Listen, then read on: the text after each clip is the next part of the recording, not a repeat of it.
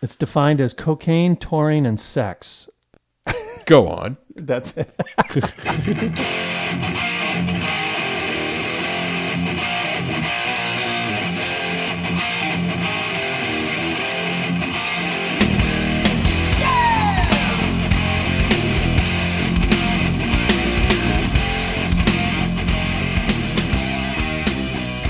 So, yeah, let's get going, and we're going. We're live. Isolated tracks. Mark Zarakotis, Yeah. Derek Browning. We were just talking about isolated tracks of and how funny they sound, especially people like David Lee Roth. Yeah. Well, like we said, But when isolated, they're hilarious, but when you put the music behind it, it fits in perfect. it all works. You know, As all it should. works out. And Right? it should. Yeah. Yeah. And I think with Van Halen, he was so off the cuff in the studio. I think a lot of stuff was coming to him. Who, Ed? No, Dave. Oh, Dave. Yeah, yeah. When they were recording, you know, you could tell, like on Everybody Wants Some, Oh, yeah. he was ad-libbing. yeah. That stuff was coming right out of his head because he interrupted the guitar part, one thing, and he had to stop, wait for Eddie to do his little guitar thing. You knew he was winging it Yeah. in the studio.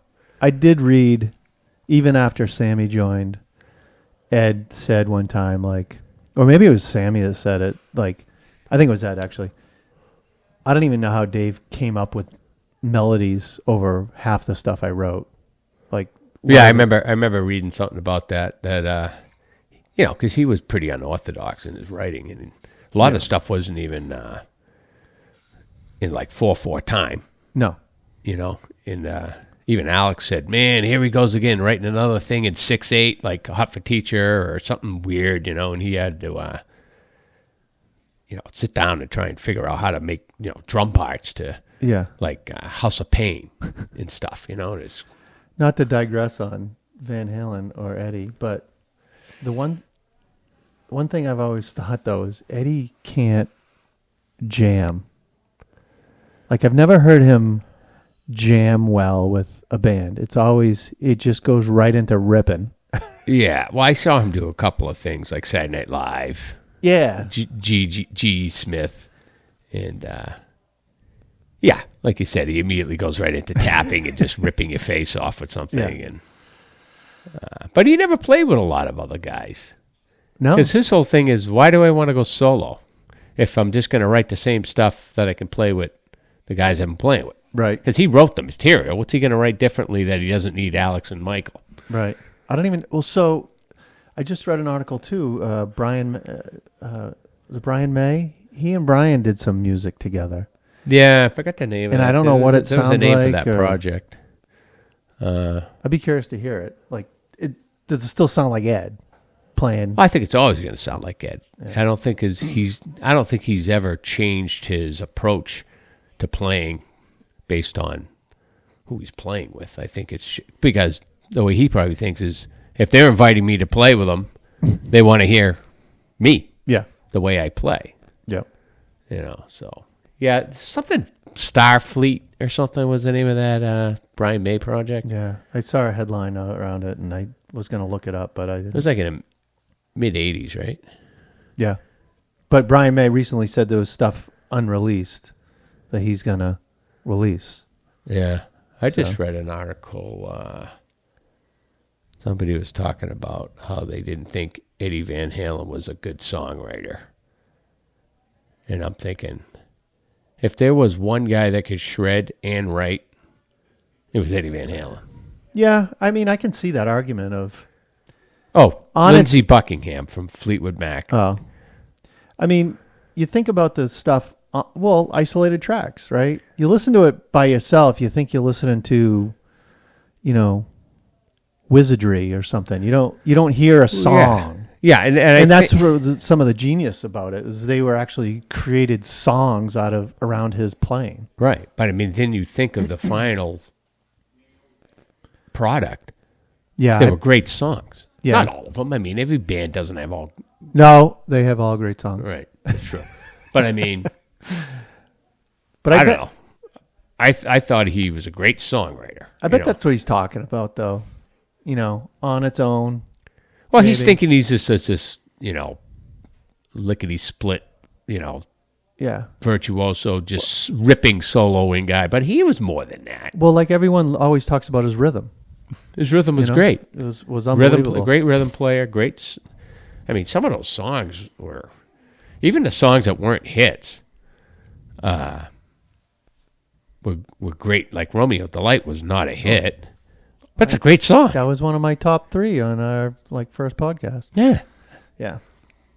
So I don't know. I disagree with him but you know what? They weren't Fleetwood Mac as far as, they were a little bit more eclectic and, radio ready, type of music, Yeah. But for a hard rock band, how many hits did that band have?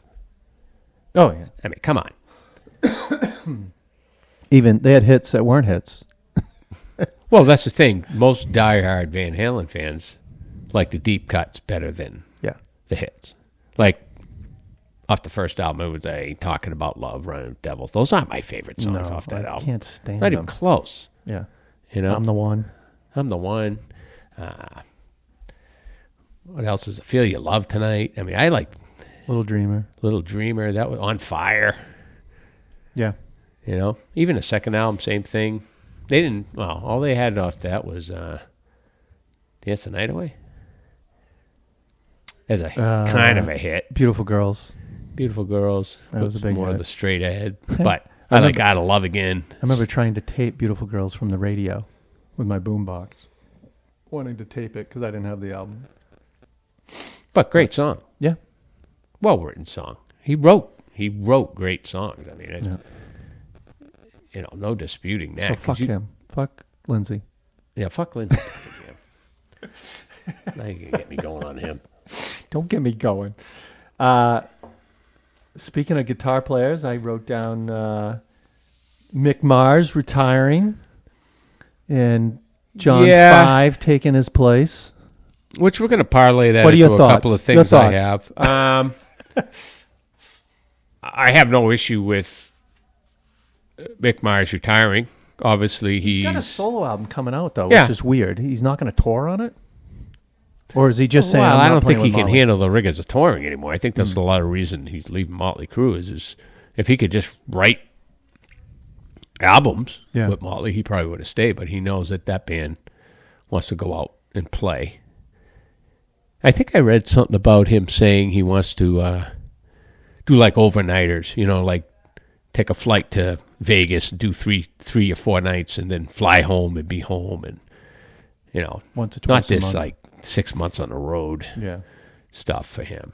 He's older than those guys. Yeah. And he's got the bad back thing going on. And so I didn't stand him leaving. John 5, my opinion, that's a cash grab for him. It's an opportunity to get into a band that's already, paved its way, and he just jumps in. Well, he left Zombie. Yeah, the music's written. He's playing it really good. He's posting a bunch great. of videos. Oh my god, great guitar player, young guy. Like he's Mick. our age. Yeah, he sounds just like Mick. Yeah, so I think he's younger than us, isn't he? Yeah, even younger. I mean, we're old. Yeah, we are old, but he's definitely not from their generation. No. No. But they're all buddies got 20 now. years on that guy. Yeah, all of them. Their summer tour was called the Stadium Tour, and now they've announced that they're going around the world. And did you hear what they're calling this tour? No. The World Tour. Oh, Jesus. Talk about like we haven't had enough of it. Stadium Tour, World Tour. Oh, God. Well, it makes a little bit of sense because they never left the United States, right? Yeah. On this last But it's just, thing. And I don't think Poison's on it. No, it's just Leopard and which I thought Molly. Poison was the best band on the bill. I guarantee in another year or so, them, like Tesla and some other band will do a I go see stadium that. thing. Oh, yeah. You think Poison's not on that bill because they were threatened to the fact that they were pretty much nailing it every night? Could be. But I also heard that, like, they've got some other things going on next year. Oh, Poison? Yeah. Oh. Yeah. or like Brett does or something. The commitments that he's got to. Yeah, I mean, I didn't go to that. You went to that. I took your free tickets and went. Yeah, I didn't go, but I watched everything I've seen on YouTube. Poison was great. Oh, they were the outside of.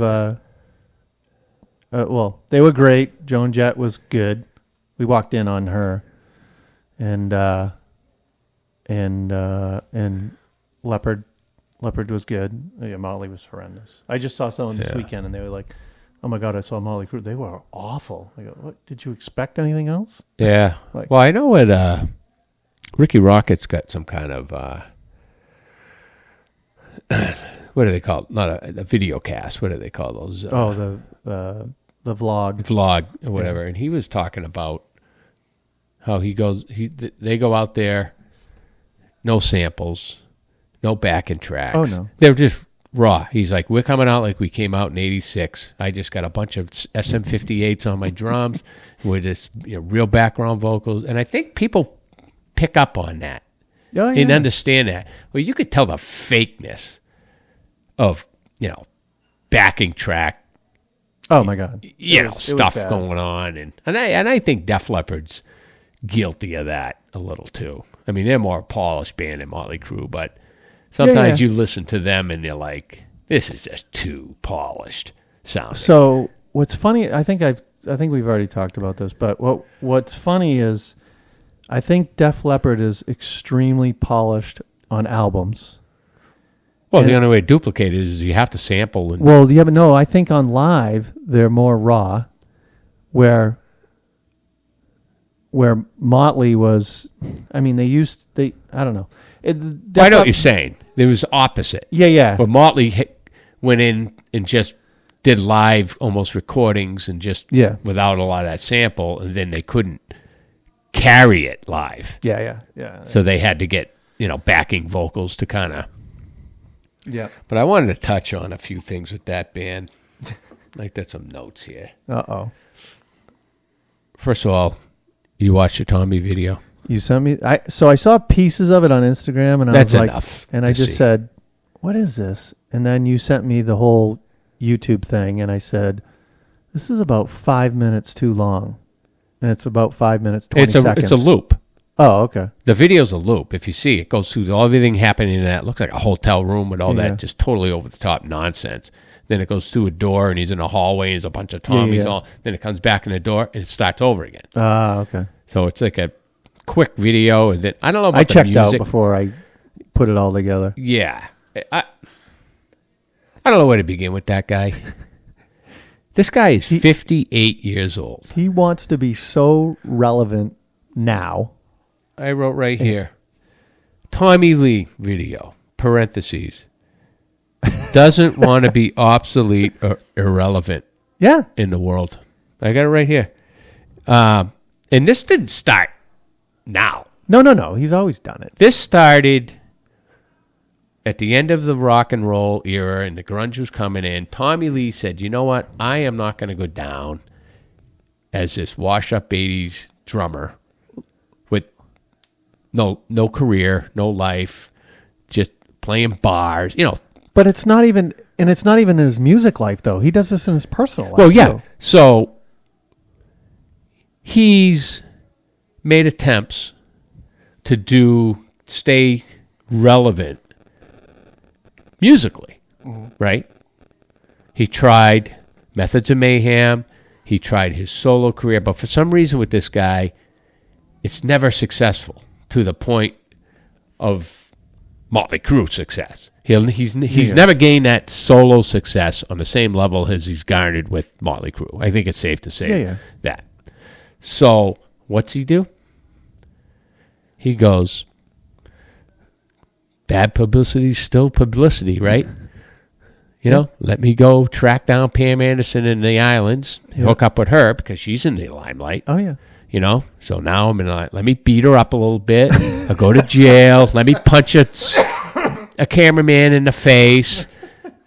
Right? Yeah. He's thinking, it's keeping me in the tabloids. That's all by design, Derek. Oh, yeah. He's calculating. Like I said at the beginning, he cannot stand to be irrelevant. Relevant. Yeah. In the business. His latest wife she was an Instagram sensation. I didn't know her, but she was like this sensation. I'm going to marry her. Right. So, this video comes out, right? And I watch it. And I'm watching all this stuff going on in the video. The snake coming out of his crotch and all this, like, stupid. This guy's 58 years old. He's got a dildo on his head. A dildo on his head. It's like, he's a permanent 8-year-old.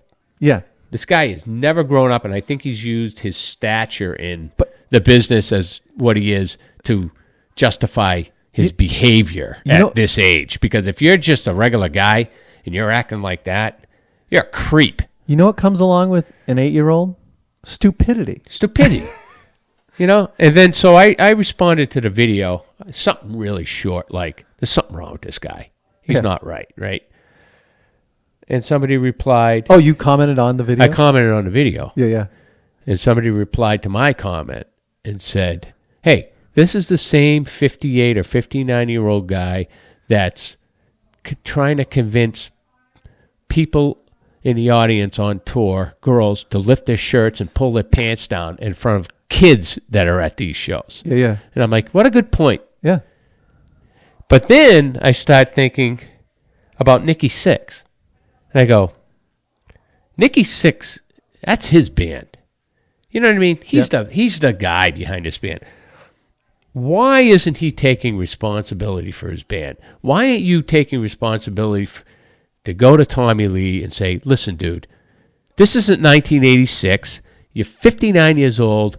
You don't need to be encouraging 17-year-olds in the crowd now to lift their shirts and show their tits.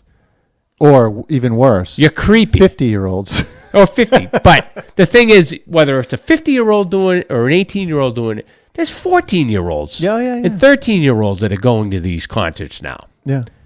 Nikki's completely... It's like, what are you doing? But Nicky's completely separated himself from he it. has, and I don't... It's a business, and he works down the hall from Tommy, and they show up together to go on tour for business. Yeah, but don't you think that that's hurting that brand?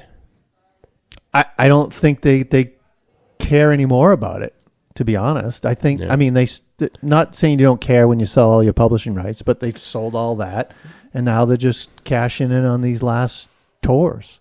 That's the way I see it. So he doesn't care what the spectacle... Well, he's probably thinking, bad publicity is publicity. If Tommy's out there acting like an 8-year-old... Yeah, it's not me. We're getting That's what he's attention. It's better than not getting attention. Yeah. And the same goes along with Vince Neil. Why doesn't he give Vince Neil an ultimatum? Dude, stop drinking, lose some weight, get some vocal coaching, and get on tour. What? He allows this bad product to go out and steal these people's money, which you saw it yourself live. Oh, yeah.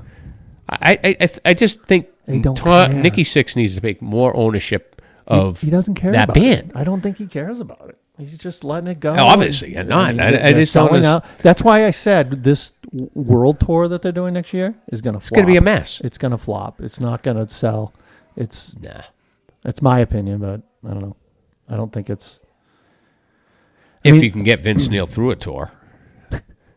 Everyone was saying when Mick retired, everyone's like, well, can Vince retire and they bring back Karabi to do the tour? I would even take Ralph Sienes or whatever from Steel Paint. Well, what's his name? Michael Starr. Yeah. Something like that. Take anyone. Anybody that can go out. I'd rather go see Motley Crue with a young, fresh vocalist in John 5. Well, so they did that at the second Taylor Hawkins show. Tommy played drums, Nikki was on bass, and the guy, from the opening band Class Act that was on the stadium tour, he sang, I think it was him, that did the 2 Motley Crue tunes. You'll have to look that up. Yeah, he did. He sang them. And I think it was, I don't know if it was supposed to be Vince or... no, you know who it was supposed to be? Luke Spiller from the Struts. Was supposed to sing with Motley, and he got COVID. I'd love to see him do some Queen. Who? stuff. Spiller. He did on the first Taylor Hawkins Oh, he did? tribute. Go check that out. I don't know if you can see it. It was on, like, I think Paramount owned it. He must be able to nail that stuff. Perfect. He did 2 tunes with him. It was He's perfect. like the second coming. And then the other guy that did Queen songs was well, Taylor Hawkins is a big Queen fan. yeah. I can't think of the guy who did the other tunes, but yeah. That video is stupid. Well, that's the question: is where do you draw the line between seeing the original members in bands with a weak product, or getting some guys to come in that aren't original, but you get a better product? What would you rather see?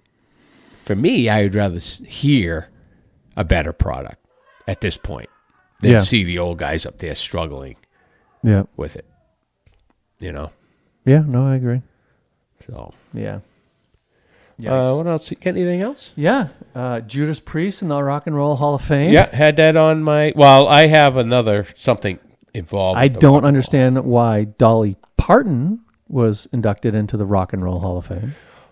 Well, there's been some debate whether I haven't read anything the Rock about and Roll it. Hall of Fame is losing some of its credibility because 70% of the artists in it aren't rock and roll. Right. You know? So where's the, I don't Music Hall of Fame? Right. I mean, I don't know if it really means as much as it should to be inducted into that anymore. Yeah. Because maybe they should have a different hall for pop and everything else that's going on in there. And Yeah. I don't know.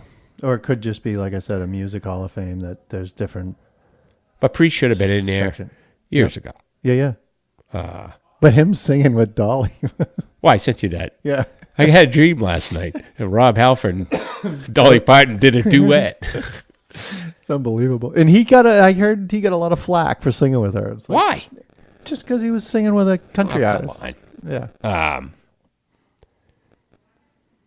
Yeah, I've always had a problem with bands that have paved the way for other bands and musicians in rock and music, like Led Zeppelin, Black Sabbath, Judas Priest, Deep Purple.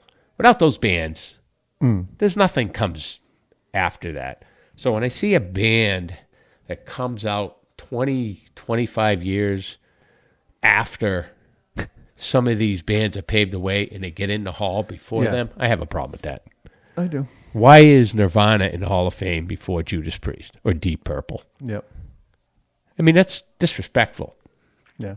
I'm not saying they shouldn't get in there, because they did change the landscape of rock back, whatever. But I just don't think they should be in there before the forefathers of rock and roll are acknowledged. Yeah.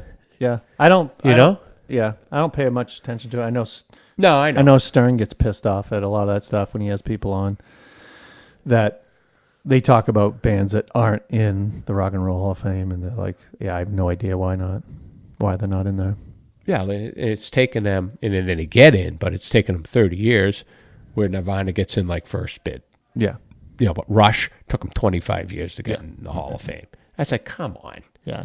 But then you wonder, who's voting here? Who's on these panels? Yeah, I don't even know. And if they're not big rock and roll, hard rock fans, you're going to have a hard time getting Judas Priest in there. Well, here's one. Baba Booey, he was a voter for a while, and...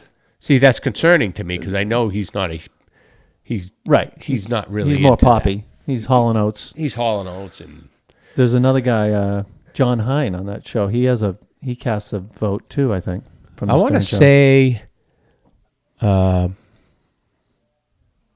who's the other guy there from that metal show? Kind of Eddie Trunk? Yeah. Is he on that? I don't know. He may be. What are the credentials to get on that, I guess, is another. Yeah. I mean, I can see Eddie Trunk, but over Baba Booey. Yeah, who the hell's... what kind of musical knowledge is... I mean, I'm not saying that musical knowledge, but I mean... Yeah. Come on, he's not really he has no musical background. Right. Well, He's a producer for Howard Stern. Of a talk show. Of a talk show. Yeah. At least Eddie Trunk deals with music. Yeah. Mostly metal, hard rock, but I can see him having an open mind, though, with bands out of that genre, though. I think he's smart enough to know Fleetwood Mac should be in the Hall of Fame. You know what I mean? Yeah. He's not that. He doesn't have blinders on where, and he's Saxon should be in there, not, Tom Petty. Loudness. Right. He, he's the one that told me. He mentioned on a show about the Struts. Now I'm like, like the Struts. Go and see them live. They're freaking great show. Yeah, I think he's got a wider, vocabulary than some of the other guys. But But the other thing I want to touch on that is, I guess Priest got in, but some of the former members didn't get in, or current members that weren't in the band, I guess, when this band made the albums to get them in the Hall of Fame. Yeah. You know what I mean? And I don't know enough about the Judas Priest early band members, but there was a lot of to do. But I think they were there, though, the original members playing. And I think they played alongside the newer members. Well, I know one of them was standing off to the side, like playing. Les Banks was the original drummer. And the argument is he left the band before the huge albums. Mm-hmm. He wasn't on British Steel, Defenders of Faith, Screaming for Vengeance. He wasn't on the albums, I guess, that put this band in the Hall of Fame. So they're like, no. I have a problem with that a little bit. He did, there's a lot more that goes into a band as far as creating the music and the evolution to get to those albums. Creating the identity of the band. Right. Yeah. And this guy was, banging away in the clubs, in the studio, recording all those early albums. And without those, there is no British Steel and Scream for Vengeance. So, I think this guy was the foundation. He was the roots of the band coming up. You don't see the roots because they're underground, You're getting heavy now. No, but I'm just saying, just because a guy wasn't on their hugest albums doesn't mean he shouldn't be credited to be in that. What about the original drummer who was on the first album, Rush's first album? Yeah, John Rutsey. Is that his name? Same thing. Well, he died. Oh. But they still didn't put him in. You can put a deceased person in there. Derek, your knowledge is amazing on these bands. I know all this shit, but no, it's awesome. But no, they could, his family member could be there, and they've done that before. I mean, obviously, Van Halen got in after Eddie died. Van Halen still gets in. Eddie still gets in. So I think John Rutsey should have been at least acknowledged. They didn't acknowledge him at all. He's on the first two albums, which I love those two albums. Yeah. On the other side of that, there's guys in Priest now, like KK Downing left. They got Richie Faulkner. He got snubbed. And it's like, well, Richie Faulkner's been in the band for 10 years, but once again, he's not on those big albums. He wasn't part of the evolution of that band becoming Hall of Fame. So that I see that more. Like if I joined Judas Priest last year, I don't think I should be in the Hall of Fame. Right. But I think guys that started out from the beginning, I think should be in. Yeah. No, That's just my opinion on that. I agree. How about that study I sent you that listening to the type of genre music you listen to defines your personality? Metal was like low self-esteem. Yeah. I don't think you and I have a problem with that, especially during those days. It was like, well, the article was like, you think people that listen to hard rock are like this crazy outgoing nutbags, and Well, like, again, they base it on guys like Tommy Lee, and they pigeonhole you as all people that listen to rock are a bunch of whacked out crazy people. Yeah. Which, I know, you see these guys, especially the ones that are into more of the darker, heavy metal bands, and they walk around with the black clothes on, and they're very reclusive. Mm-hmm. They'll sit in their bedroom, close the door, turn out the lights, put on their Venom album or some of this like newer black metal. They aren't outgoing. No. They're not socially inept. You know what I mean? They're quiet. So I kind of get that part of it, because you've seen that kid walking through the mall with the black T-shirt, and they don't want to they don't want to socialize. Yep. So I think there is something to be said for that. What about the video I sent you of Rich Robinson hitting the guy with the guitar? Oh, I know. Oh, that was amazing. Well, hey. It looked like Steve Gorman. Well, that wouldn't surprise me. Steve Gorman's up there trying to get on the kit. And Rich. I think anytime you hop on a stage as a fan, there's no rules. There's consequences. There's consequences. You don't know what this guy's intentions are. No. Someone at work was saying something like, oh, they could have been just, wanted to have fun. I was like, you want to take that chance? He doesn't have a knife, or he doesn't have a gun, or anything. Someone, I said, it's like someone walking into your office, that you don't know. It's coming in fast. Or your house. Yeah. Or your house, right. I have no problems with smashing somebody over the head with a guitar coming on the stage. It was so awesome. That was great. You can't, especially today. Yeah. Well, So I heard this, and I don't know if it's true, but the guy that shot Dimebag, weeks or maybe a month before, he was at a concert and pulled some crap on stage. The venue didn't press charges, and he got pissed and went back, or something to do with. It wasn't. What was the band Dimebag was in? What was that band? Damage Plan. It wasn't a Damage Plan gig. No, it was another gig, but he went back, he was pissed off. I guess they said it was that he thought Dimebag broke up Pantera, but there wasn't even no charges pressed. They didn't press charges on this guy, so he was able to go do it again, And look what happened. So hopefully this venue press charges against this guy getting on stage. Well, that's the whole thing. If there's no repercussions for your actions, you're only going to do it again. We are so old. No, but I'm serious. No, I know. Even in the old days, if I jumped on stage at a concert, I would expect to get knocked down on my face, dragged out backstage, and thrown out of the arena. Yeah. I thought in my head, I'm willing to take that chance. Yeah. If I'm going to do that. Or here's a scenario. You coming out of a club, bar, and throwing haymakers at a guy down on 2nd Street. I had to. He was waiting right outside the doors. Oh, my God. It was so funny. God. That was like you and Christina's first date. Yeah, what a second date. And then when I go get the bailed out, I got her and my other ex standing there, and I'm going, which one bailed me out? Because that's who I'm going home with. Christina, I think I drove with her. I don't know who bailed me out. I drove her down there, and she's like, what's going on? I go, this is a normal Saturday night. Yeah, normal Saturday night. But oh, my God. Getting arrested. Oh. I thought they were gone. I mean, we walked out, and he was a big dude. I don't even remember how that even began inside the club.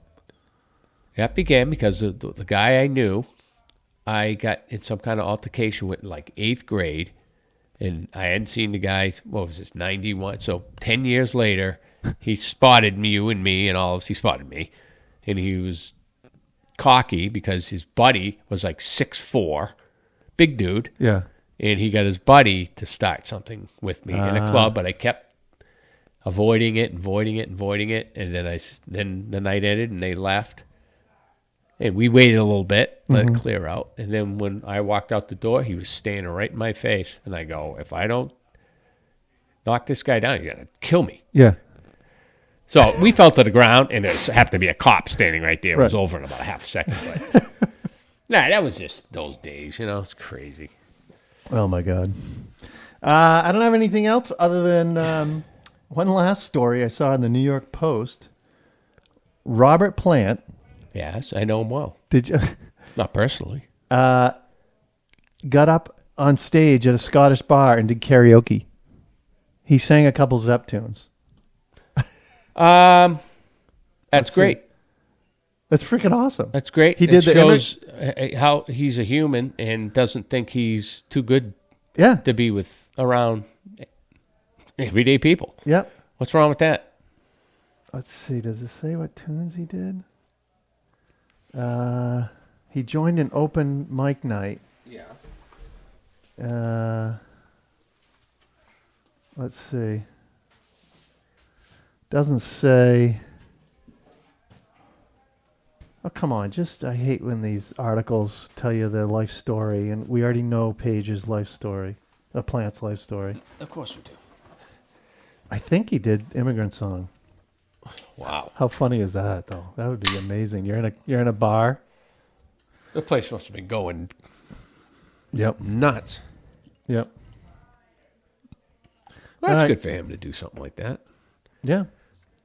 Not a lot of guys of his stature would do that. Oh, my last note here.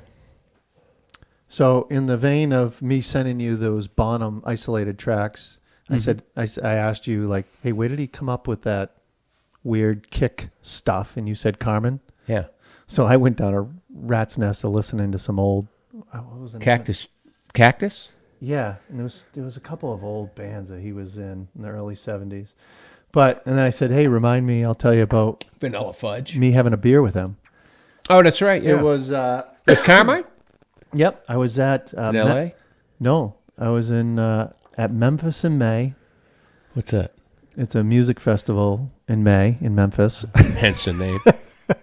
And I forget the club I was at down on Beale Street, and I was at a bar watching this band and sitting at a table like this, round table, and Carmen and some other guy came and sat down at the table. And just at your table? Yep, just had a beer with him. Now, I didn't know him well. What year is this? This is 94? I don't remember you doing that in 94. Yeah, with Carl. I used to get on with this guy named Carl. Maybe it wasn't 94. Had to be Was it before then? Because I would have went with you in 94. Oh, yeah. Must have been late 80s then. Probably before I met you. Well, yeah, you would have went with. But did you ever meet my friend Carl Pruser? Redhead, long hair. Yeah. Went to Berkeley. Yeah. I used to go with him. Yeah, it was before you joined. You and I met. All right, then it must have been. God, how did I? Because why would I not go down there with you to that? You would have liked that.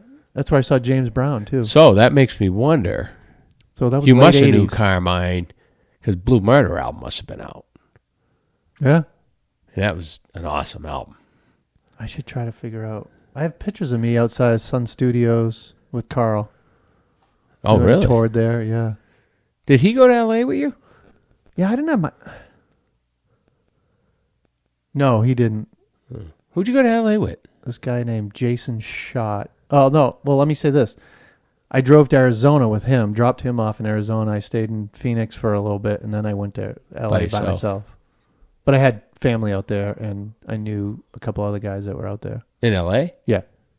From Exeter. All right. But... you were there in the heyday. Yeah. The ending of the heyday. 90 to 91. It was still pretty... Yeah. Good, but I think it wasn't. It was getting stale. It wasn't 86. No. Well, which brings me to my last little bullet point I got here. Uh-oh. Who cuts my... because we're reading through these Metal Edge and Rip magazines. It's just a question, because I think it has a lot of impact. Band names on your success. I mean, because I look at some of these band names of some of these bands, and I just cannot picture these bands getting on the level of great band names like Scorpions, Judas Priest, Iron Maiden, Van Halen, Motley Crue, Rat, Bangalore Choir. I'm like, you know what I mean? It's like, doesn't the name kind of dictate the success of your band? I mean, Concrete Jungle. I mean, it's like, I just don't think you can have a name like that and become legendary. So, I don't know. I could be off base. So it's funny you saying that. So on the way down here, I was listening to a comedy podcast, and that ended. So I put on Eddie Trunk's Trunk Nation, and they were talking about bands that should have made it that didn't. They had an album, right? So they're talking about this band and how good they were, how long they played, how many albums they had, and you've probably heard of the band. I never heard of the band, and as I'm driving, I'm going, what a horrible effing name. Right. Zebra. Right. I know the band Zebra. Sounds like an amazing band. And they were a good band. Yeah, I could be wrong. You can check me on this. 3-piece? But I want to say, no, I don't think he was in that. Vandenberg was in that band. I could be wrong. I don't know if that was a band. But, right. Terrible. Horrible name. Terrible name. You know, I'm reading these bands right here, Derek. Blackboard Jungle. I mean, I don't know. I don't think a name should have as much to do with your success as the songs. Right. But that the band has. But I just don't see Scoundrel. You know what I mean? It's like Grimlord, Diamond Haze. It's just Bangalore Choir we talked about. It's just I just don't see those bands ever being able to be superstardom with names like that. Yeah. Shitty names. You know? Shitty names. You know, what do we have? Sinister Kane? I like that name. I'm not saying you should success be based off a great name, because I think there are some cool names of bands that didn't get too successful. But, man, your band name goes a long way, and you get stupid stuff like Blackboard Jungle. You've almost said, I'm not making it out of LA scene. No. You know? I'm trying to think of some of my friends' bands. It's some band names so lame. But they may say we had silly name too. But is that tied into the fact that, well, if you're willing to accept a band name like that and you all agreed on it, and you think that's good, and you think you could go somewhere hugely successful, does that mean your songwriting is bad too, but you think it's great? Yeah. You know what I mean? Like, you can't tell the difference from something that's quality and not quality. Because a lot of these bands don't know their songs suck. Right. You're right. You and I could throw on Blackboard Jungle or whatever that band name was. Yeah. And I can guarantee you the songs are weak. Yep. So if they're writing bad songs and bad song titles, of course, they're not going to know the name of the band sucks too. Right. So I think they're hand in hand. So I think if you have a bad band name, chances are you have bad songs and you're not going anywhere anyway. Yeah. Because there's no way I would allow you, Derek, to come down to a band room with that band name. How about Mississippi Shine? I like that. That was a good one. I like that one too. I like that more in a southern bluesy rock. Yep. Genre. Yeah. But yeah, I just wanted to touch on that. Just going you. through the magazine, I'm like, man, your band name is critical. Totally. Trying it. Yeah. That's what we should try to think of. Great band, shitty name, or iffy name. It's got to be some. I think all the band names are boys. What? Boys. Electric Boys. Oh, yeah. Blah, blah Boys. All those bands, Bullet Boys, all this boy. Stay away from the boys. But I'm going to spell it with a Z. Yeah, boys, B-O-Y-Z. It's like... Pretty Boy Floyd. I don't think you're ever getting in the Hall of Fame with boys. It's just... And that was popular. Yeah. In the 80s. Yep. With the boys. All right, let's get on with these All right. albums here. Which one you want to do first? I don't care. I started out with Scorpions. I did too. So Scorpions Blackout album. What was your I like asking you this. What was your introduction to Scorps? The only reason I say that is because sometimes when we listen to these, I put them on. I'm like, oh my God, I take him back to, Yeah. Kevin Smith's house, and I'm sitting at his kitchen table playing quarters and listening Right, to... brings you back to a specific time. Yeah. Scorpions? Well, I knew the Scorpions before they were super huge with Rocket Like a Hurricane, which I think that's when they became a household. So I think with this band, sometimes it takes an album like, what was the name of that one? Mine was the live one. Well, I don't know. What's the one with Rocket Like a Hurricane? Is there? Wait, Love It First? Sting. Okay. Oh, that's right. All right. And then the tour was Worldwide Live, which I went to, which was phenomenal. Oh, no way. But were they headlining? Yeah. Yeah. So, yeah, this is their height of their success in the 80s. I think it was like 85 or whatever. But I think with like the Scorpions, I think I heard this album, and then, once you find an album like this is great, you start going, oh, what else do they have? Mm-hmm. And then you go back. So I think I went back with them. So I think Blackout, even though it came out before Love It First Sting, I didn't hear until after. Because I just went back to their catalog. Oh, what else they got? I like this, Yep. So I found that, Animal Magnetism and all that. How and when, I have no idea. Yeah. This was their 8th studio album. And their first album was in 1972. Yeah, they're old. Holy smokes. They've been around. They've gone through numerous members.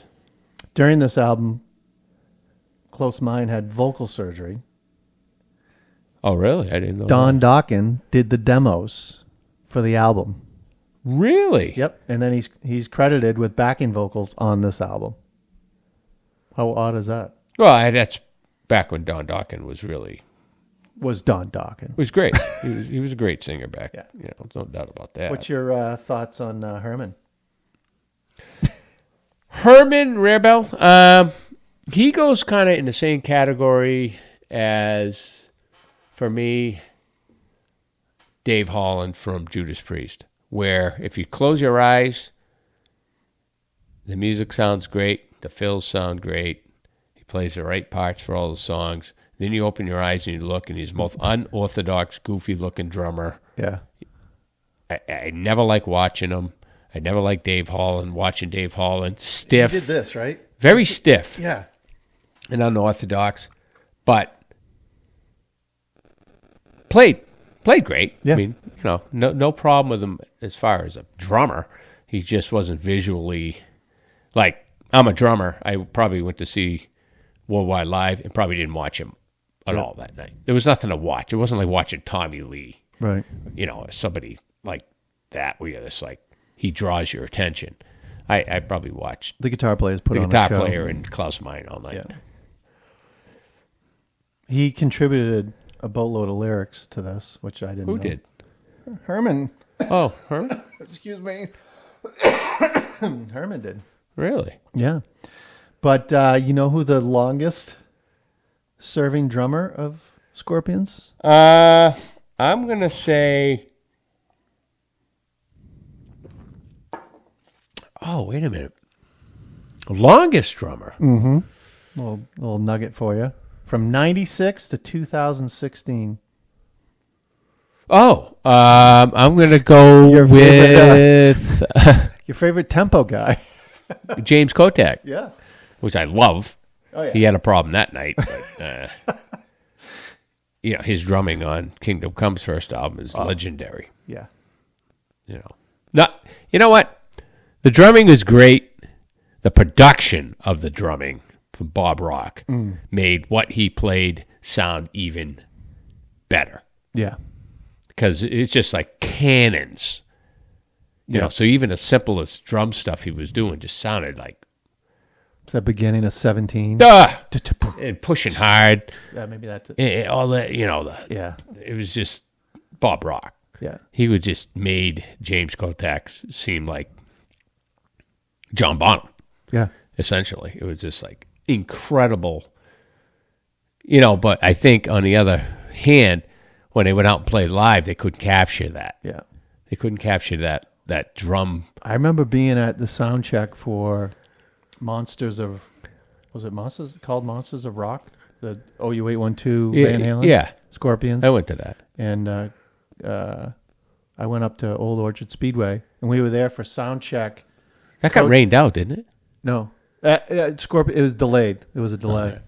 But Kotak they were hitting his kick drum, and Bill Tolan and I looking at us, like our shirts were moving. Like it was like, boom. I was like, holy smokes. Yeah, because if they don't capture that live, that drum, those songs won't sound. Yeah. They won't have the same impact. I may listen to the that. The drumming is just the drum production on that is what made those songs great. Did I even so have I ever told you that tour that we went up to Old Orchard Speedway? Old Orchard? No. They were up in Maine, Raceway. Yeah. Ormond Raceway. Yeah, because Mike was up there. So yeah. Anyways, we went up the night before. We got a hotel. A bunch of us, like 5 of us. No partying. No. Okay. No. Make sure. We were in bed by 8.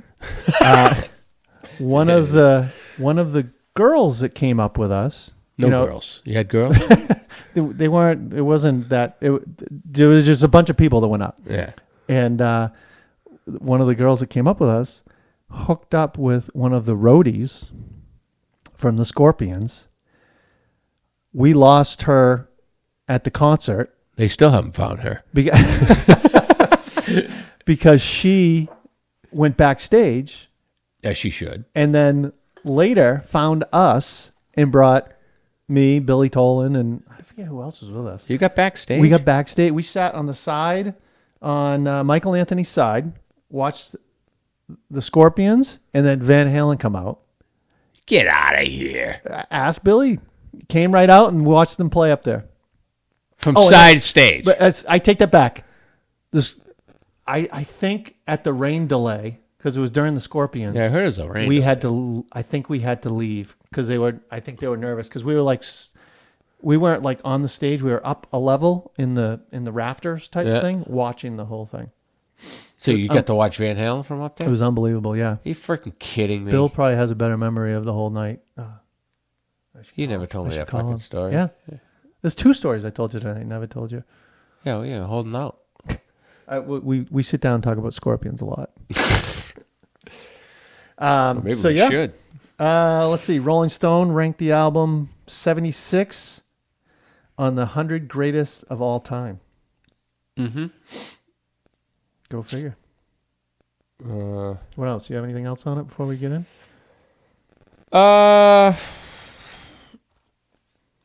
Well, I mean, I got notes on the songs, but nothing as far as the album as a whole. I wish I had like a date when I took these notes because the only thing I was surprised at with I didn't realize Rudolf Schenker wrote most of these songs. Oh, I don't. Yeah, I always thought most of the songs were written by Klaus Meine and Matthias Jabs. But I guess Schenker wrote Blackout and he wrote a lot of that. I mean, Maine wrote a lot too, and even on the next album, I guess Schenker wrote a lot of that stuff too. Because I kind of thought he was overshadowed by his brother, Michael Schenker, who was more of a virtuoso solo guitar player, and Rudolph never had that role. Well, I don't think the band. I don't think the music called for it. Well, it did call for it, but I think the solos in the songs were mostly done by Matthias or Matthias Jabs. Yep. So I don't think Rudolf Schenker was known as a shredder, right? Solo guy. So, but I guess he did write a lot of their material. Cool. And the other thing was Michael Schenker was original guitar player before Rudolph came in. Michael Schenker was the original guitar player. Interesting. I think it was him and another guy called Uli Roth or something. Back in 72? Yeah, back when they way back before. So here's a question. Anyone knew him. For you. Boy, we're taking a long time to get into these songs. We've already been talking about an hour. Are you a fan of... What are you more a fan of? 4-piece or 5-piece? 4. Wow, that was quick. Always like the 4-piece. Well, my favorite bands are 4-piece bands. Yeah. VH, Zepp. But then there's bands I love that are 5-piece, like Tesla. Yeah. It's 5-piece. I mean, Scorpions, obviously. I just like the look of a 4-piece band on stage. Yeah. Not a big fan of 3-piece. No. I mean, you got Rush, you got Triumph, they're great bands. No, but I don't like ZZ Top. I like 4. I don't know. I've always been, we were a 4-piece band. I don't know if I would want a rhythm guitar player in there. Yeah. And there were a lot of bands in the era back when we were playing in the scene that were the 5-piece. And it seemed, I don't know, it just wasn't attractive to me. I wanted that 4-piece band. I don't know. I don't know if it makes any difference. I mean, Rat was great, but then I like Motley, the 4-piece band. You know what I mean? I don't know. Yeah. What do you think? I mean, it's just my opinion. I'm kind of in the same boat as you. There are a lot of, 2 guitar player bands that I just absolutely love. But I'm the same way. Like seeing a 4-piece pull off a big sound, big show. It's like it's freaking just 4 guys up there. Yeah, well, Van Halen did. Yeah. I mean, obviously, if you're going to overdub guitar parts on the album and you're going to play rhythm guitar while you solo, you can't do it live. Right. And I think Van Halen, that you noticed that a lot of times that rhythm section would drop out. Al would fill it up with that ride. But Al would fill it up with the ride, and Michael Anthony was laying it in, and I think Zeppelin had that ability to fill in that gap. Yep. But then I love Tesla. Yeah. And I love hearing that guitar chugging in the back when Hannah's ripping. And so there's something to be said for both. Yep. But if I had to pick, I would say a 4-piece band. How about, 2 drummers like 38 Special? Hate it. I fucking hate it. Because if you're playing the exact same thing, why are you here? What? What are you doing? I don't get the point of that. No, I hear you. It's stupid. 38 Special, the Grateful Dead, all these bands. Let's put 2 drummers. You guys play the exact same thing at the exact same moment. And it's like, well, then get rid of one of them. They don't do leads. I hated it. No, I didn't even finish the question. I hate it. I think the only thing that makes one of the drummers feel like, oh my God, I got to be locked in with this guy. You know what I mean? You can't sway your tempo. Because most of the time the rest of the band follows the drummer. But when you got 2 drummers, can you imagine 2 drummers the night Kotak dropped the tempo? Dropped the tempo down to. Did you hear the ending tempo of that song? All right, we're gonna have to tell people to look it up. What was that? That was. Well, they were live somewhere. This recently, 2022, Kingdom Come, and they were doing. Did they get it on? I don't know what the song was, but the tempo started okay. Yeah. And then by the middle of the song, it was dragging.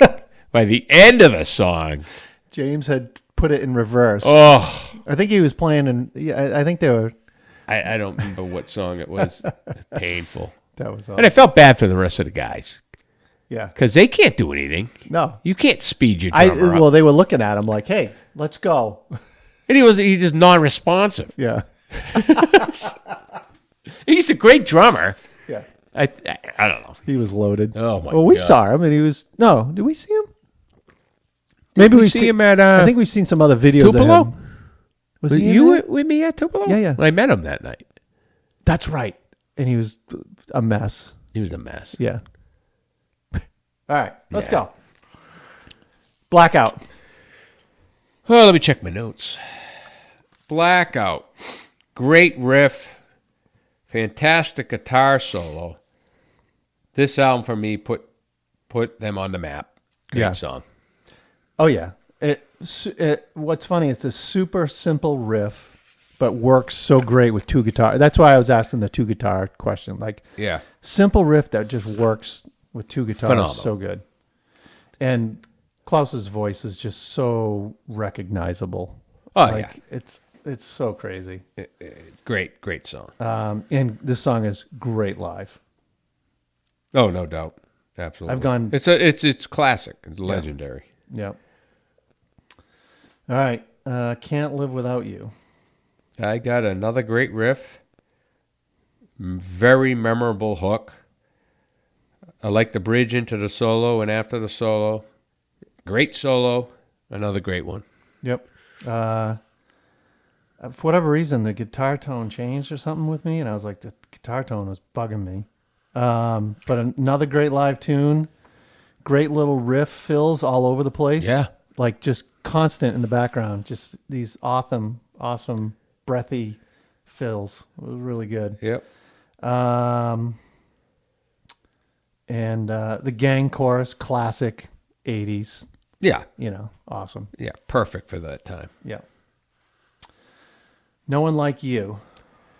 I got their big hit off the album, Yep. I think. Strong More vocal. great guitar playing. Classic. Yep. Yeah, It's classic. Huge, Timeless. Huge at high school parties, I remember. Yeah. Totally. Love it.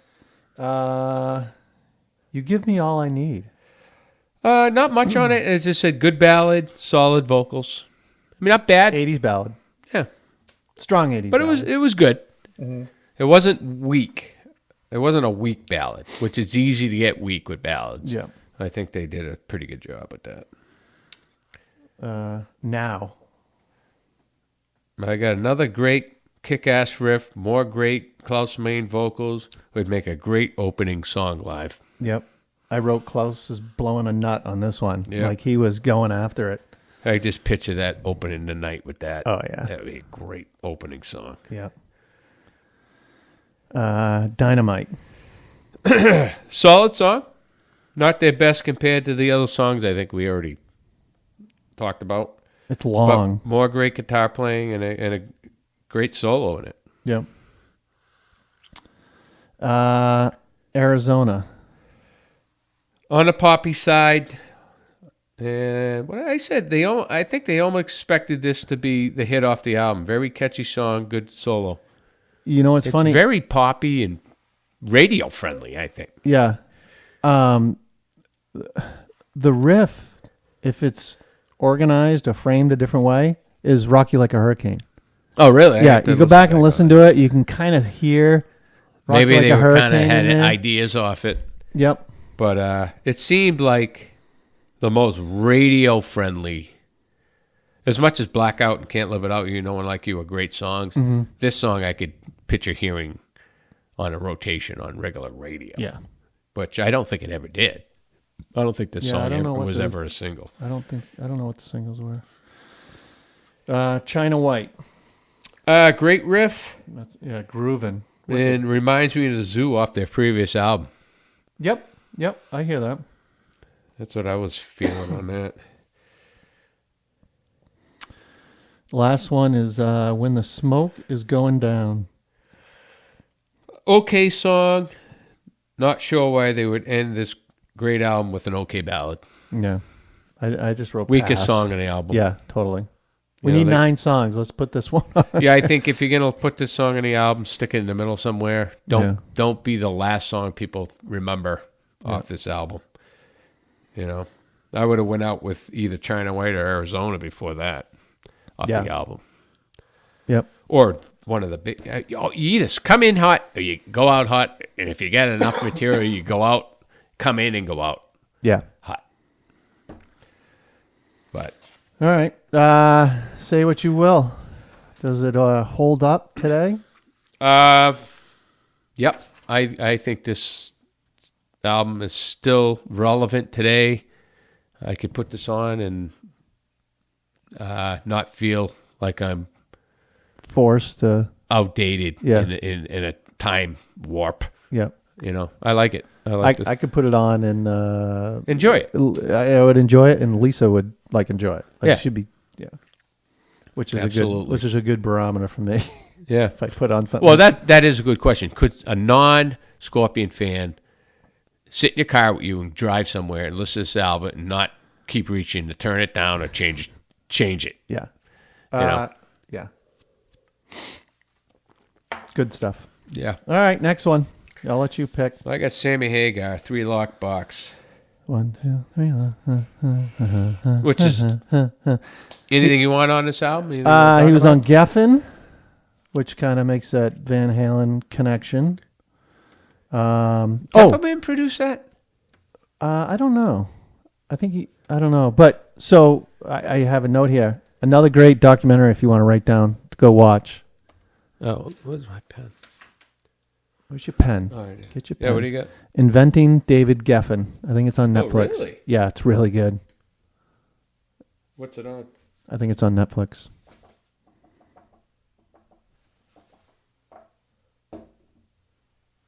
Yep, go check that out. Inventing David Geffen. Right. This came out in November 82. Yeah. His second album in 82. Standing Hampton. Oh, he came out with 2 albums the same year? Yeah. Standing Hampton was also, which was a bigger album, I think. I love that album. Yeah. Yeah. It's a way better album. I think he had some leftovers and put this album out. Yeah, I didn't realize that. He had 2 albums. Yep. I wonder why. What if he just had more material? Yeah. And he was, I don't know when Standing Hampton came out, what month? Because that was uncharacteristic back then. Let's see. You came out with an album, and that was the one album for that year. Although they were doing them more often back then. Let's see. Standing Hampton came out in January. Yeah, so he had a bunch of leftover tunes and put out. So this is the end of the month. I just pulled it up. This is the end of the year. End of the year. Yeah. So he put this one out as another. I got a little. And Standing Hampton was huge. I think it was way bigger than this one. Although this one may have done well because I'm piggybacking. Well, we talked about that. Yeah. Yours, if you got a great album before it, the next album's always going to They just buy it. But this has got Mike Reno from Loverboy and Jonathan Cain from Journey on it. Yep. They're doing some background vocals or something on there. The album peaked at number 17 on the Billboard 200 charts. That's not bad. In 83. On April 83. Gold. Was it? Yep. Which I think it was easier to go gold back then because there were so many fans of the music in the bands back then. Yeah. You just had so many people that are, into the bands. Yeah. That they were all buying the albums. So does it have anything to do with the quality of the album? No. You just need a single, which I think was Your Love Is Driving Me Crazy was the big single. So they played that on the radio in frickin' September or something, and everyone just went out and bought the album. There you go. Because of Standing Hampton had 4 singles on it. So you can't go wrong with that. Yeah. He could have 10 crappy songs after that. Yep. Who cares at that point? Yep. All right. So jump in. Do you have anything else? No. Well, I did put this album was completely off my radar. I wasn't really Well, I remember the song. Yeah, I remember the song, I can't even but tell you if I had the album. I remember the song and the radio and all that, but I wasn't like Bill Tolan was a huge Sammy Hagar fan. Yeah. When I met Bill, he was like, you know what I find interesting? He may have ran the fan club. Right. What I find interesting about Hagar is, like, you look at this album cover, and it's a girl's mouth open. He's inside the mouth with a guitar. So he almost gives off this vibe as he's a guitar virtuoso. Anytime a guy's on the cover, solo artist with a guitar in hand, you're starting to think, this guy's a guitar player. You know what I mean? But he was never known for that. He's not even that great of a guitar player. No. He even says... But he's always got that guitar, like... And I always said, I don't think he's the guitar player. Like, I don't know. Should he be on the cover with a guitar in his hand? Yeah. I think virtuoso guitar players can do that because they back it up with the music once you start listening to the albums. But we don't even know. Like, it could have been the record company wanted him on the album cover, and much like every singer guitar player, they feel naked without the guitar. So he's probably like, I need my guitar.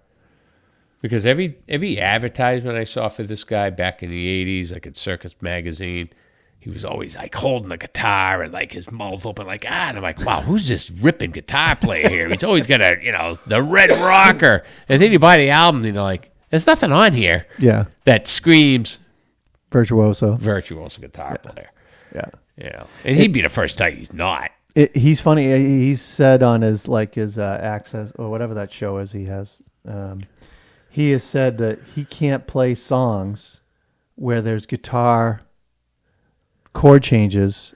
He can't sing over guitar chord changes. So if you listen to any of his songs, like his big hits and everything, he's holding a chord when he's singing. And then he can't sing he can't over. Move up the neck. Yeah. Yep. He can't do a riff and sing over it. Like he has a hard time. Yep. It's pretty funny. Joe Bonamassa can do that. Yeah. Yeah. That's a different breed. All right. You ready? Yeah. 3 lockbox. I got cool guitar riff. I like the vocal phrasing in this. I think it was kind of that we touched upon the guitar and the vocals kind of playing the same chord progression at the same time. Good vocals. Yep. Oh yeah, his vocals are strong. Yeah. Great vocals. Just strong today. Yeah. And the guy's like 90. Yeah, I know. It's crazy. I just had okay. I wasn't a huge fan. Not a great song. Just they had a cool guitar. It had a cool riff. Yep. Remote Love. Okay. Meh. Yeah, that's Didn't what I had. it. Okay and meh. No. Yeah. Remember the Heroes. Meh. Wimpy drum sound, wimpy mix. Yeah. The only thing that's good are the lyrics and the context of the song. I get that, but the song itself is weak. Meh. Your Lover's Driving Me Crazy. Hit off the album, good song, great good pop hook. song. They're the biggest hit off that album. Yep, and he can write those type of tunes. Yeah, definitely. Yeah. In the Room. I said almost has an 80s techno feel. Okay song, not great, forgettable. Yeah. But what's funny is it's actually a heavy song, but the production is horrible. I should say that about the album. Yeah. But this song in particular, like you hear the music and the riff and the progression, and you're like, this could be real. Like picture Metallica playing. It could be a heavy song. Produced this? But it was Keith Olsen. horrible. And this guy is not a slouch producer. He's done Whitesnake, Grateful Dead, Santana, Foreigner, Scorpions, Journey, Joe Walsh, 38 Special. He didn't do a good job on this album. Again, they may have leftover songs from Sandy Hampton may have popped in the studio. You know what they should have made? Together. Leftover. Yeah. In the Room. That's what we just did. Rise of the Animal. Horrible, period. It's awful. It was bad. Horrible song. Yep. But just terrible. Terrible writing, terrible production. Yeah. I'm not going to say Sammy's vocals are bad. I mean, he doesn't sound bad No, or his anything. vocals are always strong and good. What a shitty song. Yep. I wouldn't change a thing. Nah. I wrote, oh, good Lord, another one. Wimpy 80s sound. Yeah. This crap. Growing Up. Nope. Horrible. Another horrible song. Same poppy, lame-o, weak material like previously 3 songs. Clapping the chorus is super annoying. Yep. Never Give Up. More forgettable 80s stereotypical schlop pop. It's funny the name is called Never Give Up because I gave up on this song. I wrote the same thing. I go, I'm giving up now. I mean, it was awful. Terrible. Oh, terrible. That's what my kids would say. This is terrible. Oh, they'd be right on this. Yeah. I Don't Need Love. Like the guitar playing on this song. The rest of the album should have been more of this type of guitar playing on it, especially when you're pictured on the album cover holding the guitar. Yeah. That's what I put. I wrote, this is one of the better songs after the last 5 that sucked. Or 4. So we're right on point with this. You got 2 good songs with that, Your Love Is Driving Me Crazy, and okay with 3 Locked Box. Yeah. The rest of that should have never came off the cutting room floor. No. So say what you will. No. Yeah, I wrote, it does not. I think that one song, Your Love Is Driving Me Crazy, Yeah. I think that's timeless. Yeah. I think the rest of the album should be locked in a 3-lock box. And Alex Van Halen should hold on to one of the keys. Yeah. So he'll never open it. So he'll never get it. Let me ask you this. Now, I know after this he had VOA, I think. Well, I got to tell you something about that. I don't think that album's great. No. Well, let me ask you this question. Do you think where Sammy is today, do you think Sammy needed Van Halen? Yes. Yeah. I think he would have Disappeared. dissipated into obscurity, especially as soon as Nirvana and that grunge period came out in the 90s. You would never heard from that guy again. Yep. He solidified himself as a legendary vocalist with Van Halen. And, you know, that financed all his, ventures, financial ventures and everything he's doing with all these bands and everybody wanting to play with him. It's all based on Van Halen's success. Yeah. Not this. No. He always lucked out with that. He always said, I didn't need to join Van Halen. VOA was a huge album. Bullshit. It could have been a huge album, but that was probably his that was last 84, 83. 1992, he would not be OU812 or whatever. He wouldn't be Van Halen, Fern Carnal. He can thank the Eddie Van Halen's fucking car mechanic for setting that up. Claudio. Yeah, so, it doesn't hold up. I no. would, if you said, Derek, we're going to listen to 3 Lock Box on the way to Boston, I'd say, I'm going to walk. Yeah. No doubt about that. So, all right, next album. Aerosmith, Rock in a Hard Place. Yeah, anything you want to talk about on that? No Joe Perry. No Joe Perry, no Tom Hamilton. I don't think either one of them are in that, right? No, I think Tom was in the band. Let me look that up. I was under the assumption both those guys are missing in action. No, what's his name? You're thinking of Joe Crespo. Well, they had Crespo, who was the guy. Hold on. So, what's his name was not? Whitford. No, Whitford. Oh, Whitford is. Yeah, Hamilton's in there. Bass player. Oh, Hamilton. Yeah, Whitford. Yeah, no Whitford or Perry. Yeah. So here's a funny story. So Rick Dufay and Jimmy Crespo were the 2 guitar players, and have you ever seen the video? I wonder if I can play this and record it. Let's see. Hold on here. So let me see if I can play this. There's a great video of Steven Tyler being interviewed. I don't know what it was for. I don't know if it was MTV or what. But I don't even know if you can hear that. Let's see if this comes through. The blunt departure of Mr. Joe Perry, its guitarist. How did the band manage to squirm out of this sort of situation? Well, yeah, Joe and I were fighting at the time, and things weren't going so good. So we asked Rick Dufay and Jimmy Crespo to join our entourage, as it were. And I think it worked great. As a matter of fact, let me tell you something about Jimmy Crespo. Jimmy Crespo was one of the greatest ball players that the team had for a long time. So what you doing, Steve?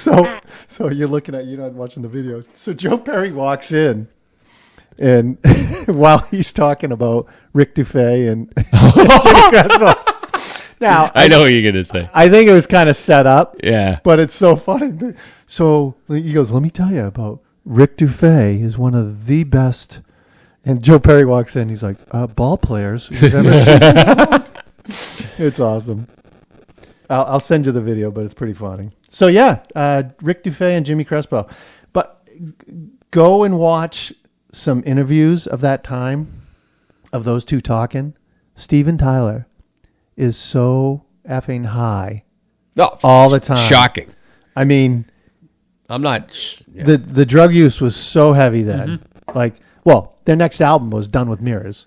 I mean, right. It was so funny. On this specific album, I guess he had a broken leg. Tyler.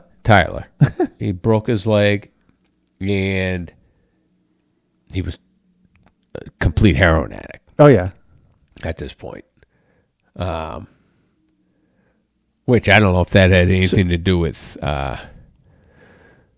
Perry leaving, and I mean, no, I don't know. Perry was too. And when they got back together, like in another interview, they're like, why did you get back together? To make music, all this, and they're like, no, we needed the money. Like in their Aerosmith book, I forget what it's called, but yeah, they were broke, like completely broke. Nothing. Right. Living in like an apartment. Or they were saying that Tyler was like in the streets of New York, panhandling and looking for, a fix. Yeah. What have you. And they were huge. Oh, they were huge in the 70s. Yeah. And then they hit that point, and then they came back. And they were even bigger. In their book, I don't know what album they were recording, but they were recording it at some castle in Massachusetts somewhere. And there was a big field out behind it. Steven Tyler and a roadie, or maybe it was another band member, went out to shoot shotguns in this field. And so they're shooting shotguns sitting on their asses in the field. And so there's a way to shoot it. You can shoot a gun laying down, it's I don't know, some method. And Tyler talks about he was laying down to shoot the gun, and the guy with him was like, "Hey, shoot it, shoot the gun." Steven, he had passed out with the gun in his hand, laying down in the field, totally out of it. Unbelievable. So, yeah, but he was pretty hardcore at that point. I will say that this album is extremely raw, sounding, and I actually, which I don't mind. I love it. Yeah, it sounds so raw, so raw. All right, you want to get in? Sure. Jailbait. Good song. I like the vocals. The guitar playing the same notes as the vocals. They're kind of playing together on it. I always like that. The drums kind of remind me of the beginning of Kickstart My Heart. That kind of shuffle. Yep. Well, so you know what else about this? That riff, they start to play a part of the riff. It's a part of Hang Tough by Tesla. Yeah, same thing. Yeah. It's got that kind of feel. Yep. Yeah. Yep. I liked it. I have a note here. What's interesting is he's writing a song about Jailbait. Do you know who Julia Holcomb is? I maybe pronounce her long name. This is the 16-year-old groupie that Steven Tyler adopted and proceeded to get pregnant. Oh, Jesus. Tyler was 25. She was 16. Okay, so that's illegal. Yeah, but he ended up adopting her. I guess her parents were... You adopt the girl, you bang. Yep, he adopted her, and she got pregnant. I don't think she had the baby. But recently she did an interview where she talked about it. And her friend used to dress up like they were 21 at 16. And there's pictures of the two of them together. So fucking weird. Oh, my God. So weird. So, anyways, yeah, good tune. Definitely a good tune. And raw Yeah. sounding. Lightning Strikes. Great song. Love the guitar riff. I like that I tune. said great effing tune. Yep. And you want to hear this guitar riff again, played and recorded in 84? They re-released it No. on Down with Mirrors? No.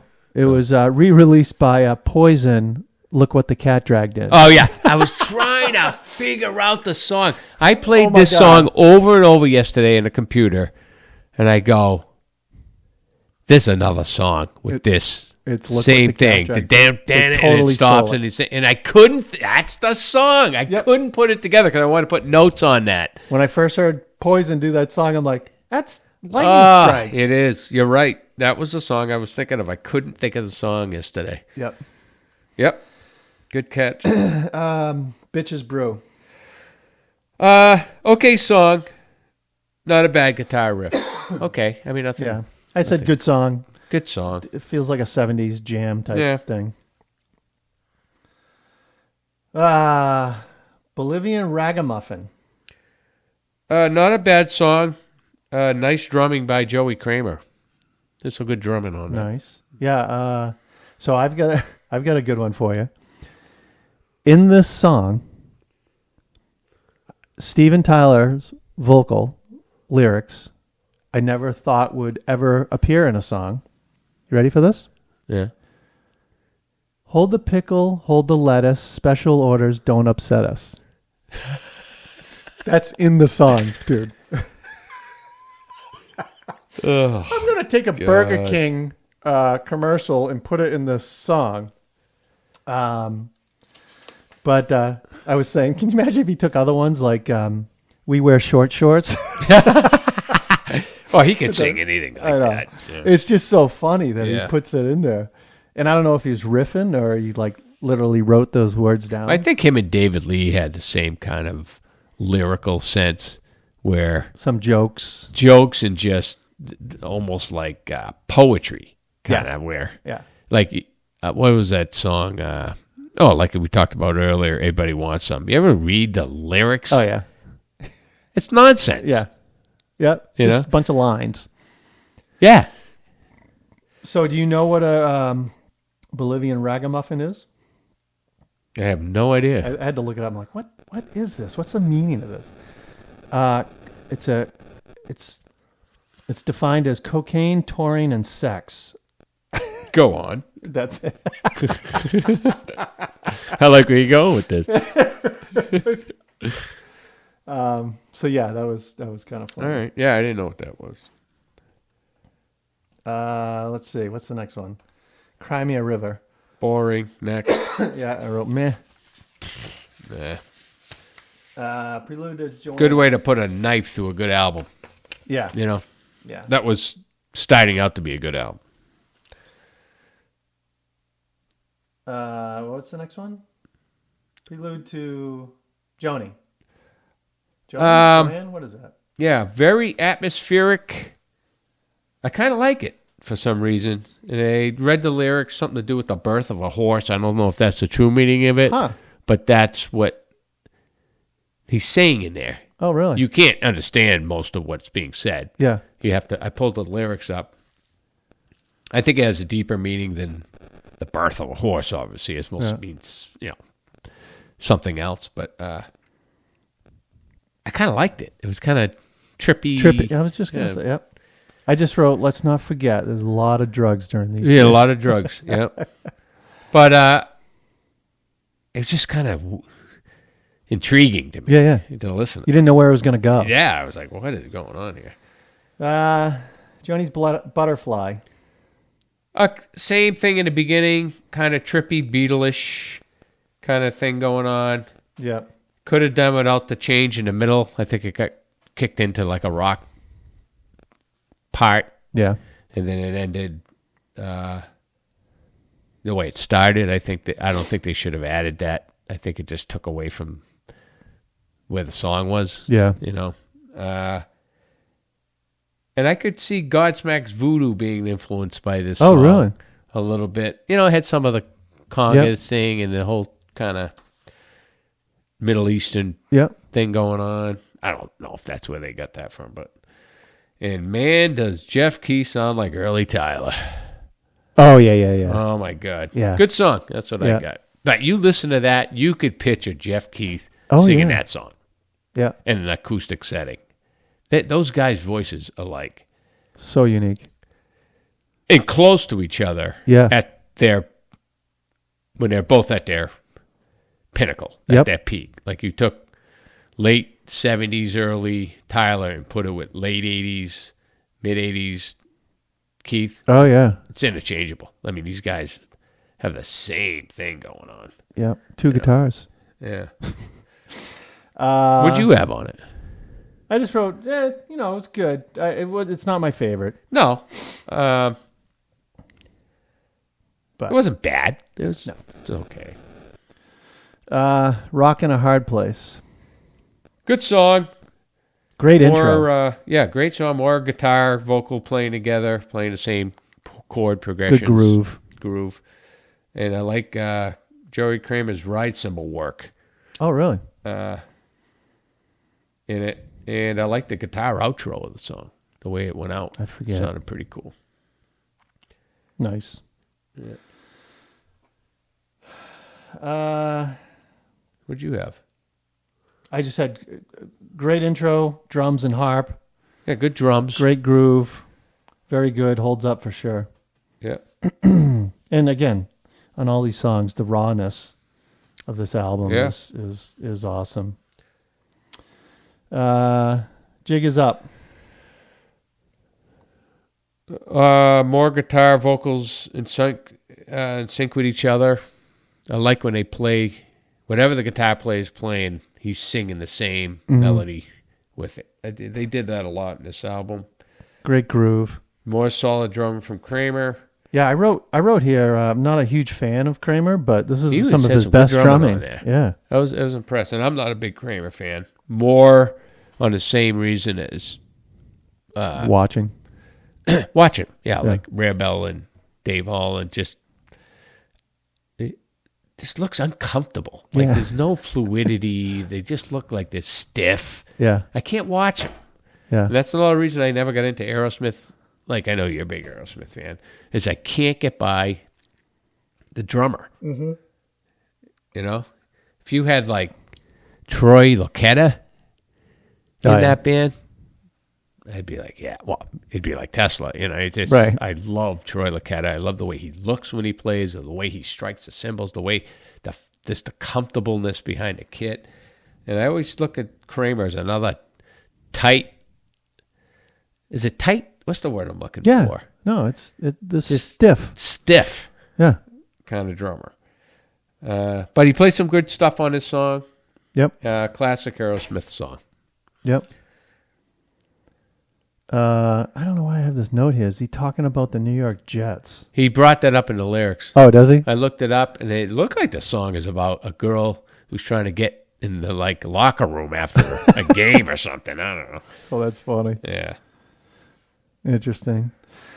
All right. Push comes to shove. Yeah. Sounds like the closing song of a Saturday Night Live show. I wrote kind of silly to me. Yeah. Another kind of on the same as, was it Scorpions? Ending the, It just didn't end the album strong. They could have had 9 songs. Have it solid. But awesome rawness. Cool album cover. Yeah. Let's see. Say what you will. This one's tough. But I'm going to say, with the exception of a couple duds on there, it holds up. Yep. I think I could listen to this today, and I think, like we said, somebody who doesn't know Aerosmith could get through listening to this and probably like it. Yep. Yeah, I think it does.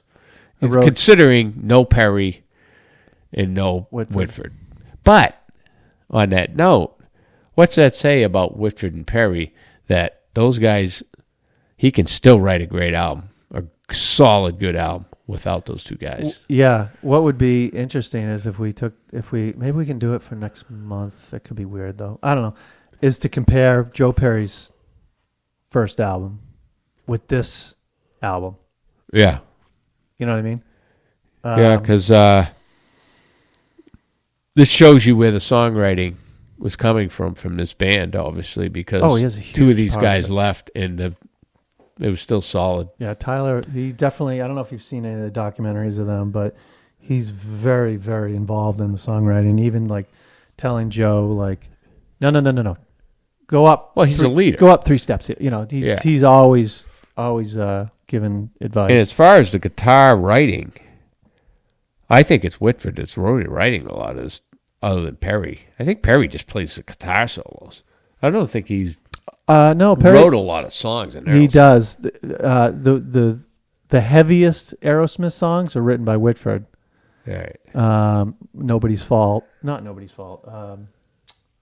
Christ, I can't think of the tunes. But all the tunes I used to play you back in the day. The trying good to get stuff, you making it. The heavy stuff was Whitford. So, what did I write? When I think of Aerosmith, and I'm going to listen to an Aerosmith album, I usually turn to other albums. And I really hadn't sat with this one in a very long time, but it's a dirty, dirty album. Raw. Yeah, it's raw. And I think it holds up. I agree. Yep. No problem. That's right. With this album. Yeah. And it went gold. Yeah, that's definitely crazy. went gold, especially for a band that was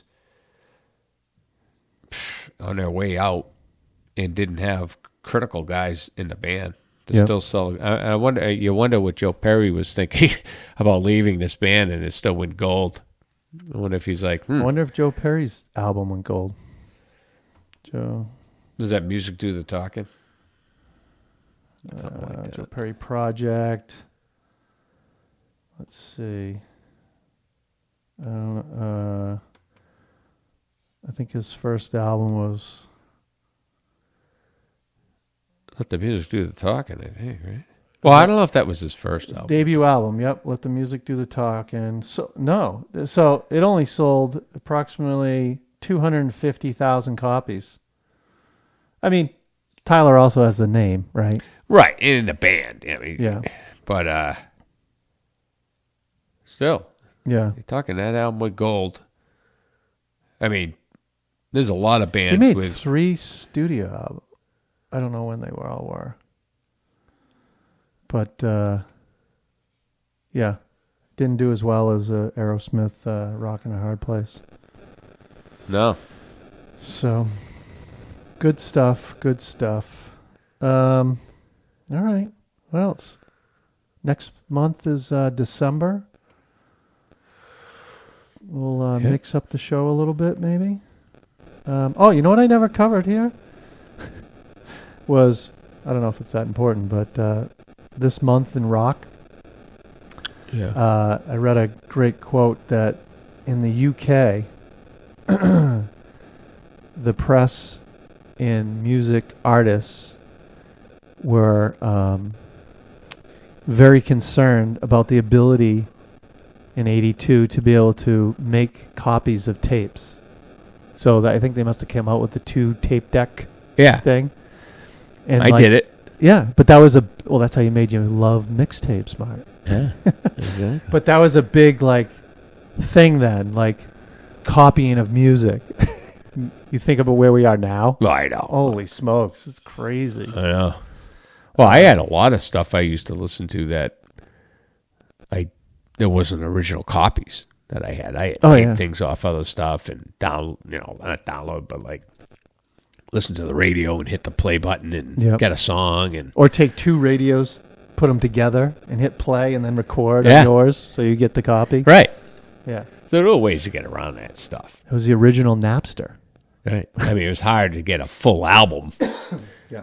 But you could get whatever the stuff on the radio was. You had your Memorex tape. Your Memorex, yeah. I know. And you had to pop up that plastic thing to use it to record, remember? Oh, yeah, that's right.